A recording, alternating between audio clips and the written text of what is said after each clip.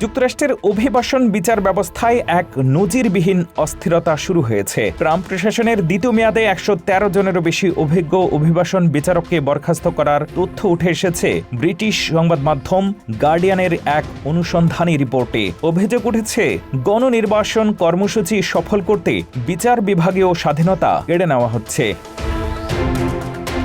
সাবেক অভিবাসন বিচারক ডেভিড কোয়েলশ দীর্ঘ ৮ বছর বিচারকের দায়িত্ব পালনের পর সম্প্রতি পদত্যাগ করেছেন। তার মতে, বর্তমান প্রশাসন বিচারকদের উপর রাজনৈতিক নিয়ন্ত্রণ প্রতিষ্ঠা করতে চাইছে। গার্ডিয়ানকে দেওয়া সাক্ষাৎকারে তিনি জানান, আদালত কক্ষগুলোতে এখন বিচারকদের উপর অদৃশ্য চাপ কাজ করছে, যাতে তারা অভিবাসীদের পক্ষে রায় না দেয়।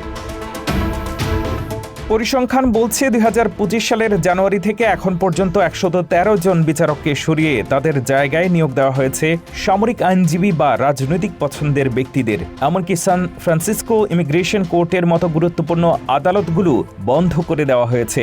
যদি কোনো বিচারক জামিন মঞ্জুর করেন বা নির্বাসনের বিরুদ্ধে রায় দেন, তাকে সরাসরি হুমকি দেওয়া হচ্ছে। এটি এখন আর আইনের শাসনের উপর ভিত্তি করে চলছে না, বরং একজনের ইচ্ছের উপরে নির্ভর করছে। প্রশাসনের পক্ষ থেকে এই পদক্ষেপকে সীমান্ত সুরক্ষা এবং বিচারাধীন মামলার জট কমানোর অংশ বলা হলেও মানবাধিকার কর্মী ও আইন বিশেষজ্ঞরা একে বিপজ্জনক দৃষ্টান্ত হিসেবে দেখছেন। তাদের আশঙ্কা, অভিবাসন আদালতে শুরু হওয়া এই রাজনৈতিক হস্তক্ষেপ ভবিষ্যতে আমেরিকার সাধারণ ফৌজদারি বা দেওয়ানি আদালতগুলোতেও ছড়িয়ে পড়তে পারে।